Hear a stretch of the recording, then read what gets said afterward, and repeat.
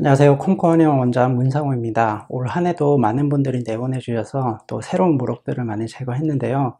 제거된 무릎들을 보면서 어떤 무릎들이 있는지, 또 위치는 어떠한지, 크기는 어떠한지에 따라서 어떻게 치료가 되는지 한번 보여드리겠습니다. 위에 나온 사진들은 중간 정도 사이즈의 코 무릎들입니다. 너무 커서 코를 꽉 막고 있지도 않고 너무 작아서 존재감이 없지도 않는, 뭔가 코가 막히는 것 같은 느낌이 드는 그런 중간 정도의 사이즈의 무릎들인데요. 제가 하고 보면 무릎이 작게 느껴지지만 사실상 이 작은 것들이 비강 안에는 좁은 공간이기 때문에 존재감이 드러나는 무릎들이긴 합니다. 이거는 제법 큰 코 무릎입니다. 한 5cm 정도 되는 무릎인데요.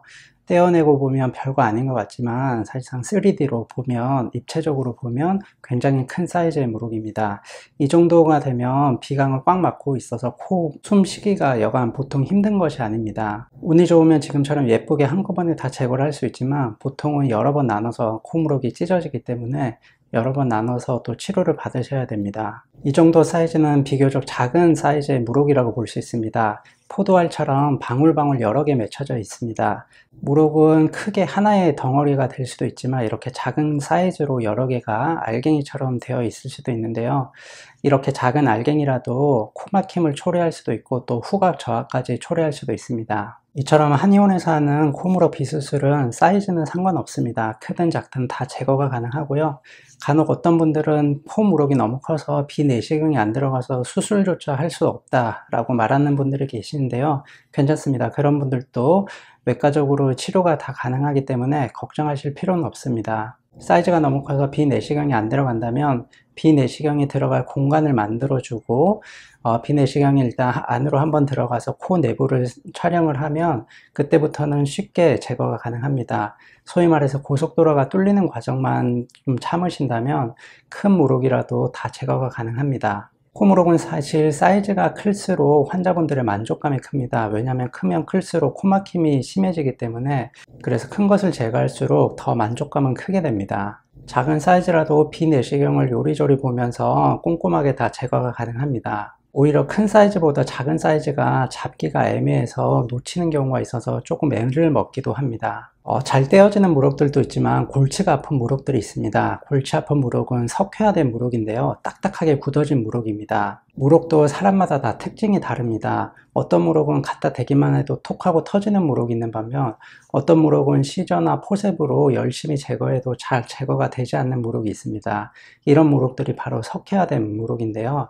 처음에는 풍선처럼 물이 가득 차 있겠지만 시간이 지날수록 그 물이 마르고 또 막이 두꺼워져서 석회화가 돼서 돌멩이처럼 딱딱하게 굳어진 무릎들입니다. 딱딱하게 굳은 무릎들은 제거할 때 힘을 많이 써야 됩니다. 왜냐하면 딱딱하게 굳어서 그것을 파쇄하는 데는 힘이 들어가기 때문이죠. 그래서 석회화된 무릎들을 제거하고 난 뒤에는 제 손도 관절도 많이 아픕니다. 지금도 이제 포셉 잡는 쪽에는 굳은 살이 박혀져 있을 정도로 큰 힘을 쏟게 됩니다. 유착된 무릎이 골치 아픈 이유는 통증을 유발하기 때문입니다. 보통 무릎은 신경의 부재로 인해서 통증을 느끼지 못합니다. 그래서 제거를 해도 아픔을 느끼지 못하는데요. 하지만 유착된 무릎은 무릎과 정상적인 살이 이렇게 결합되어 버리는 것입니다. 그래서 유착되면 무릎 부분과 또 정상적인 살 부분이 경계가 되게 애매해지기 때문에 시술할 때 정상적인 살에 닿을 수도 있어서 통증을 느끼기도 합니다. 그리고 유착된 부분은 혈관의 분포가 더 많아서 출혈이 많이 나오기도 합니다. 즉 유착된 무릎은 통증도 느끼고 출혈도 많고 또 시간도 오래 걸리게 됩니다. 그러면 코 무릎은 어떻게 관리해야 되는 걸까요? 진단을 받으셨으면 바로 치료받는 것이 좋습니다. 이비인후과나 어디에서든 코무릎을 발견하셨다면 적어도 몇 개월 이상은 된 코무릎일 겁니다. 종약은 한 번에 빠르게 자라나기도 하지만 보통은 시간을 들여서 천천히 자라나는 경향이 있습니다. 그래서 발견도 늦게 되었는데 치료도 늦어진다면 그만큼 무릎이 더 자라나고 또 유착될 가능성도 있습니다. 그래서 무릎을 진단받으셨다면 지체하지 마시고 바로 제거받는 것을 추천드립니다. 코무릎이라 부르는 비용종은 자라나는 위치가 보통은 중비각계에 있습니다. 60-70% 정도는 중비각계 좌우로 이렇게 배치되어 있는데요. 비내시경을 찍으면 처음에는 하비각계란 살이 보이고 조금 더 들어가야지 중비각계가 보입니다. 그래서 코무릎의 위치는 비강의 중간 정도에 위치해 있다고 보시면 됩니다. 후비공 코무록은 후비공이라는 공간에 있는 무록입니다. 후비공은 코의 뒷부분입니다. 우리가 침을 삼킬 때 꼴깍꼴깍 하면서 넘어가는 걸 볼 수 있는 공간인데요. 여기에 코무록이 자라날 수도 있습니다. 보통은 중비각계에 자라나다가 코무록이 너무 커서 후비공까지 침범하는 경우인데요. 어떤 분은 탁구공만한 무록이 자라나서 그 후비공을 탁 하고 막고 있었습니다. 이렇게 되면 숨을 전혀 못 쉬기 때문에 코막힘이 상상을 초월할 정도로 꽉꽉 막혀져 있습니다. 그래서 그걸 꺼내야지 이제 코막힘이 완화가 되는데요. 무록은 혈관으로 영양분을 공급받습니다. 그래서 무록무록 자라나게 됩니다. 이렇게 후비공에 있는 무록이라도 비내시경이 보이면 충분히 한의원에서 제거가 가능합니다. 결론은 위치도 중요하진 않습니다. 비내시경으로 보이는 무록들은 다 제거가 가능하기 때문이죠. 안쪽에 있더라도 앞쪽에 있더라도 비내시경으로 보이는 무록들은 다 제거가 가능합니다. 다만 비내시경이 보이지 않는 곳에 있는 무록들은 제거를 할 수 없겠죠. 보통은 부비동에 있는 무록들은 제거하기가 힘듭니다. 코무록은 비수술로 비교적 간단하게 제거가 가능한 질환 중에 하나입니다. 한의원에서 하는 비수술 치료 방법은 사실 오래전부터 이어져 온 치료 방법입니다. 자세한 치료 방법은 외과정종이라는 책인데 1600년도에 나온 책입니다. 거기에 비수술적으로 외과적으로 치료하는 방법이 상세히 기술되어 있습니다.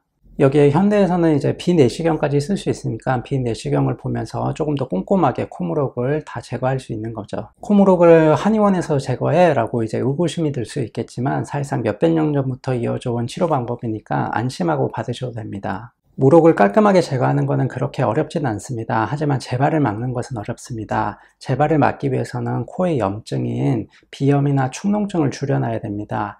그렇게 하기 위해서는 내복하는 한약을 복용하면서 재발 관리를 하셔야 됩니다. 코무록은 워낙 재발이 잘 되는 질환이라서 해외에서는 우리가 코무록을 정복할 수 있을까라는 회의적인 논문까지 낼 정도인데요.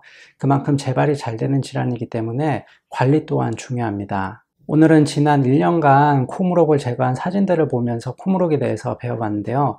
첫 번째, 코무록은 통증을 느끼지 못합니다. 그래서 마취하지 않고 비교적 쉽게 제거할 수 있습니다. 두 번째, 혈관이 많아서 시간이 지날수록 영양분을 받아 먹기 때문에 점점 더 커지는 경향이 있습니다.